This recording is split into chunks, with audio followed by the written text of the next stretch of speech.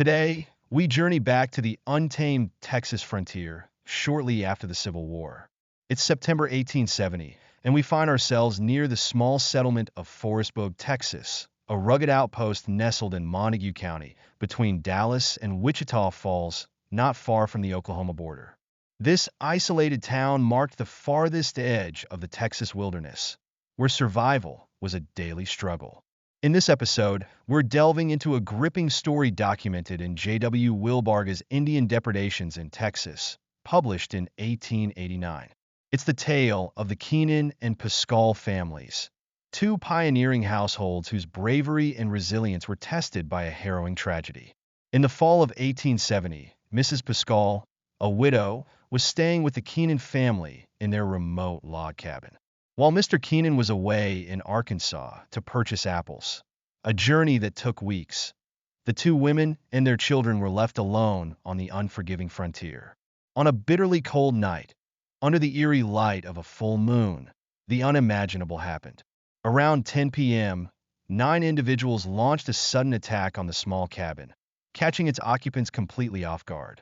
The only survivor who could recount the events of that night was one of the Keenan children, an 8-year-old boy. His account paints a vivid picture of the terror that unfolded. The family had settled down for the night, with most of them already in bed, while Mrs. Keenan sat by the fire. Without warning, a loud crash shattered the silence as a rail was thrust through the cabin's small shuttered window. Within moments, 9 attackers forced their way inside, turning the one-room cabin into a scene of chaos. The boy's account describes the confusion and fear that overtook the household. Mrs. Keenan tried to protect her children, but the overwhelming force of the attackers was too much to overcome. Despite her desperate attempts, the cabin was soon overrun. The young boy, witnessing the terrifying scene, managed to summon remarkable courage. Amid the chaos, he found a chance to escape through the broken window, sustaining a deep wound on his hip in the process. Hiding in nearby bushes, he watched as the attackers mounted their horses and rode westward over the snow-covered hills, disappearing into the night. At dawn, the boy returned to the cabin, finding a devastating scene. His mother and siblings lay among the fallen. Yet, amidst the tragedy, he managed to save his younger sister, who had survived the night by the fire. The young boy's bravery and quick thinking were extraordinary, considering the overwhelming adversity he faced. Meanwhile, news of the attack reached the Texas Rangers, who were camped near Big Sandy Creek, roughly 30 miles from the Keenan homestead. Led by A.J. Soule, a seasoned ranger, the group immediately mounted a response, riding hard to reach the scene. By the time they arrived, however, it was too late. The attackers had already fled, and a fresh snowfall had covered their tracks, making pursuit impossible. What the Rangers found at the site was both chilling and somber. 7 freshly dug graves beneath the trees near the modest cabin. The cabin itself, measuring only 12 by 14 feet, bore the marks of a violent struggle. The once cozy interior was now stained with blood, with the door broken off its hinges. Quilts and pillows, once meant for warmth, were scattered and stiff with dried blood. Mrs. Keenan's dress still hung across a beam, a haunting reminder of the tragic events that had unfolded within those walls. The impact of the tragic incident at the Keenan-Pascall homestead rippled across the frontier community, leaving settlers in shock and mourning.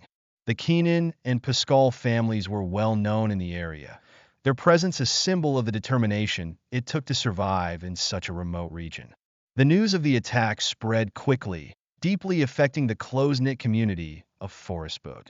Mr. Keenan, who had been on a trip to Arkansas to purchase apples for trade, was still days away from receiving the news that would change his life forever.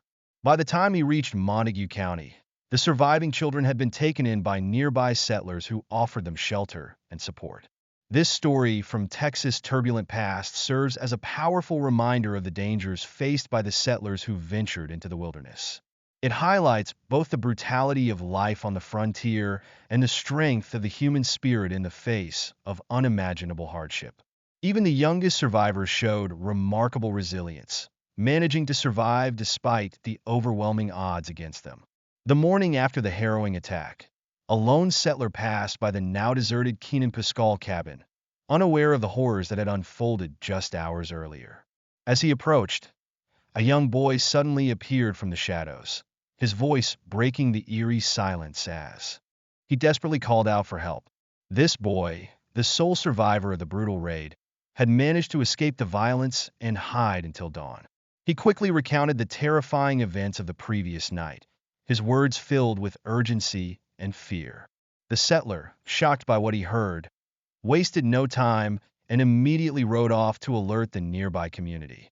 By the following day, a group of settlers had gathered at the Keenan homestead. They worked quickly to bury the fallen, understanding that securing the safety of the surviving children and notifying the Texas Rangers were the top priorities. The Rangers arrived soon after, only to find the cabin empty.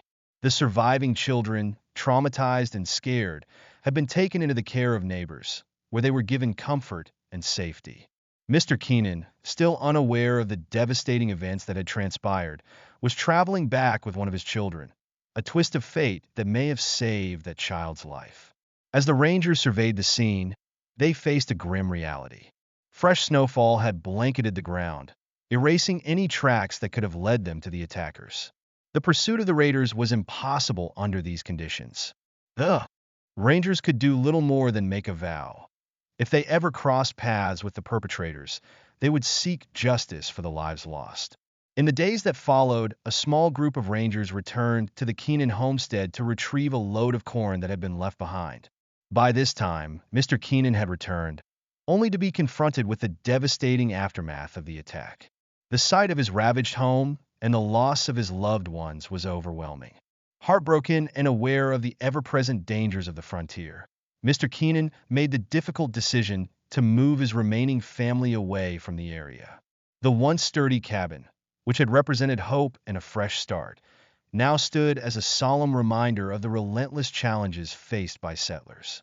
The Keenan-Pascall incident became a subject of discussion among neighboring communities, not just for its brutality, but also as an illustration of the unpredictable and often perilous nature of life on the frontier. Stories of the attack spread, emphasizing the constant threat of danger that settlers had to live with. Families in the region were reminded of the importance of vigilance as they fortified their homes and adjusted their routines to better protect against sudden raids. Despite the hardships, stories of the survivors also began to spread. The young Keenan boy, who had witnessed the attack and managed to escape, displayed incredible courage for his age. His ability to recount the details of the incident and alert the community was instrumental in ensuring that help arrived promptly for his surviving siblings. This act of bravery, despite the trauma he endured, became a symbol of hope and resilience. The little girl who had been thrown from the window slowly recovered from her injuries, her spirit unbroken even in the face of immense adversity. In the years that followed, the Keenan and Pascall names remained part of local lore, representing the resilience and endurance that characterized the settlers of early Texas. While some accounts of the incident, like Joseph Carroll McConnell's West Texas Frontier, contained inaccuracies, such as incorrectly dating the event to 1871, the story continued to serve as a powerful reminder of the sacrifices made by those who ventured into the wild lands of the American West. Sherry Roberts, a modern-day descendant of one of Forrest Bogue's pioneering families, later provided further insights into the Pascall family's history. According to Roberts, Susan Pascall, originally Susan Willingham, had been abandoned by her husband rather than widowed, as some earlier accounts suggested. This revelation added another layer of hardship to Susan's story, as she was left to care for her children alone in a hostile environment. The reasons for her husband's departure remain unclear, leaving questions about the challenges she faced prior to the tragic raid. This story, rooted in the rugged landscape of 19th-century Texas, reflects not only the dangers of the frontier, but also the indomitable spirit of those who chose to carve out a life in such unforgiving territory. It is a story of resilience, survival, and the unbreakable will of individuals who faced overwhelming odds with courage and determination. Their experiences, though often overlooked in mainstream history, are vital to understanding the foundation of early Texas and the enduring legacy of the pioneers. The attack at the Keenan-Pascall homestead left behind a scene of immense tragedy, but also stories of survival that would be retold for years to come. Among the survivors was a little girl who had been thrown from the cabin window during the chaos.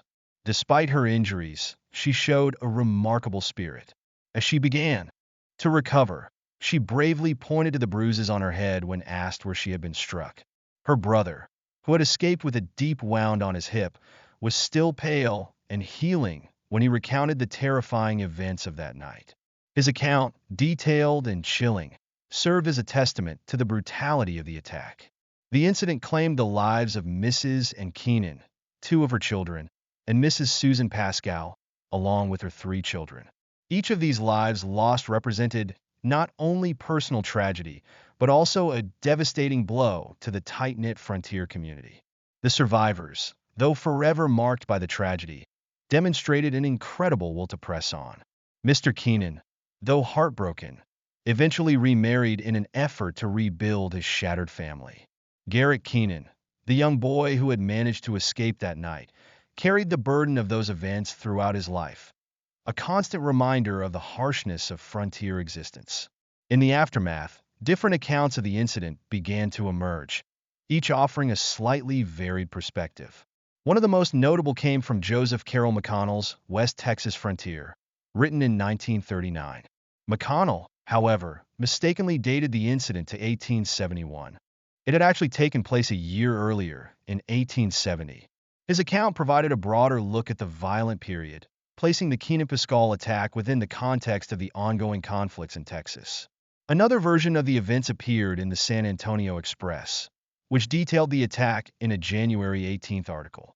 According to this report, the raid occurred around 10 p.m. on a cold September night, when 9 attackers forced their way into the cabin, leading to chaos and tragedy for its occupants. The article emphasized the suddenness of the assault and the overwhelming fear experienced by those inside the small log home. The local community was left reeling from the violence. The Pascall children, who had experienced firsthand the brutality of the raid, bore both physical and emotional scars.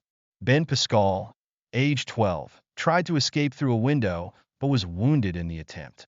His younger brother, Will, was severely injured in the yard during the chaos. Little John Pascall, only 6 or 7 years old, was struck in the abdomen and succumbed to his injuries a few days later, adding to the grief of an already devastated family. Mary Pascall, who was just 3 or 4 years old, managed to survive her wounds, while the youngest, Dolly, was miraculously unharmed, emerging as a beacon of hope amid the darkness. Mrs. Keenan's fate was equally heartbreaking. Despite suffering severe injuries, including a gunshot wound, she managed to stay alive for 11 agonizing days, clinging to the hope of seeing her husband once more. Tragically, her prayers went unanswered. She passed away before Mr. Keenan's return. One of her daughters, about 12 years old, was killed instantly during the raid, while her twin brother somehow managed to escape without injury. Mrs. Keenan's infant, however, faced one of the most brutal moments of the night. The child was thrown against the window frame and left unconscious in the yard. It was only the following day that a neighbor, responding to the call for help, discovered the baby, still alive but deeply traumatized.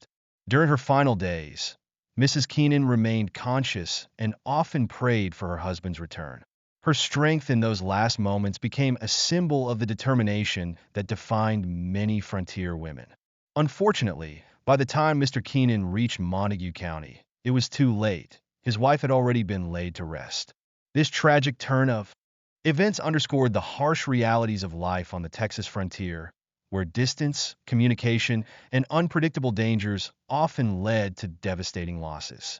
The January 18th article in the San Antonio Express also included a letter from Lieutenant A.C. Hill, who provided additional context about the broader series of raids that plagued the region during that period. According to Lieutenant Hill's letter, the attack on the Keenan-Pascall homestead was just one of many that targeted settlers in the area. The attackers, believed to be a group of 9, broke through the doors and windows of the cabin at around 10 p.m., taking advantage of the darkness and the vulnerability of the isolated home. Hill's letter painted a grim picture of the ongoing dangers faced by settlers across the Texas frontier. He described the relentless nature of these attacks, which often caught families off guard and left them little chance to defend themselves. The events at the Keenan-Pascall homestead are a poignant reminder of the hardships faced by early settlers. These families, driven by hope and the promise of a new life, ventured into the rugged and often unforgiving terrain of Texas. The frontier was not only a place of opportunity, but also one of constant risk, as settlers contended with threats from both the environment and hostile encounters. The story of the Keenan and Pascall families is more than a tale of tragedy. It is a testament to the resilience of the human spirit in the face of unimaginable adversity. It highlights the courage of those who chose to carve out a life in the wilderness, enduring unimaginable hardships to build a future for themselves and their descendants. Their legacy, marked by both struggle and survival, remains a significant chapter in the history of Texas. This tale from Texas' turbulent past reflects both the harsh realities of the frontier and the resilience of those who live there. Despite overwhelming odds, many of these pioneers showed remarkable courage and determination, shaping the spirit of the Old West. The once vibrant Keenan-Pascall cabin, a symbol of family resilience and determination, had now become a haunting scene of loss. The small log home, built to withstand the challenges of frontier life, was left in disarray. The walls and floors bore witness to the severity of the raid, with dark stains marking the places where the attack had been fiercest. Weapons used in the violent raid lay scattered throughout the cabin, offering a stark reminder of the brutality that unfolded within its walls. As news of the incident spread across the region, the details remained shrouded in uncertainty. It was believed that the attackers had deliberately used arrows and symbols associated with other groups, possibly to mislead authorities and prevent accurate identification. This strategy made it difficult for the Texas Rangers and local settlers to determine who had been responsible. After the initial raid, the attackers continued their assault by stealing horses from nearby settlements, allowing them to retreat swiftly into the rugged wilderness.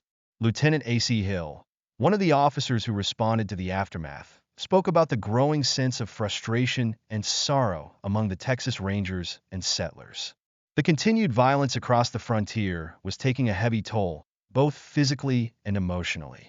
Hill described the desolate sights of lone chimneys and abandoned homesteads, which stood as silent reminders of the dangers that families faced on the frontier. These remnants of once thriving communities were scattered from the Rio Grande to the Red River, bearing witness to the hardships endured by settlers who sought to build new lives in the unforgiving landscape of 19th-century Texas. Sherry Roberts, a modern-day descendant of one of Forestburg's pioneering families, later shared more information about the Pascall family's background.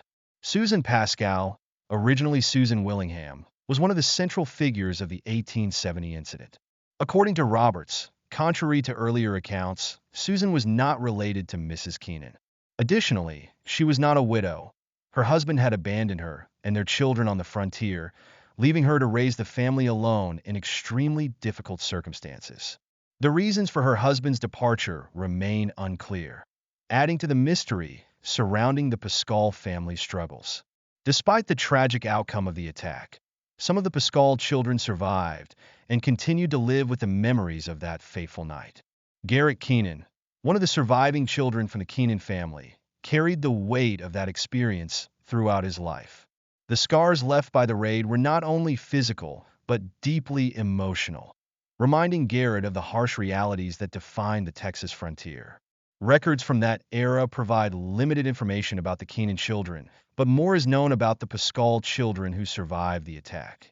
Ben Pascall, who was just 12 years old at the time, was badly injured but managed to survive his wounds. Little Mary Pascall, only 3 or 4 years old, was also severely hurt but made a remarkable recovery. Dolly, the youngest of the Pascall children, miraculously emerged from the incident unharmed. These children's survival speaks to their resilience and offers a poignant glimpse into the strength needed to endure life on the frontier. This story of the Keenan-Pascall incident is more than just a tale of tragedy. It is a testament to the enduring spirit of the people who settled in the challenging environment of 19th century Texas.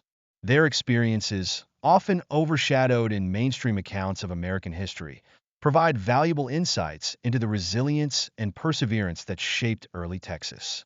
The settlers faced incredible odds, enduring everything from hostile raids to harsh weather and isolation. Yet, they pressed on, driven by a hope for a better life and the belief that their sacrifices would one day lay the foundation for future generations.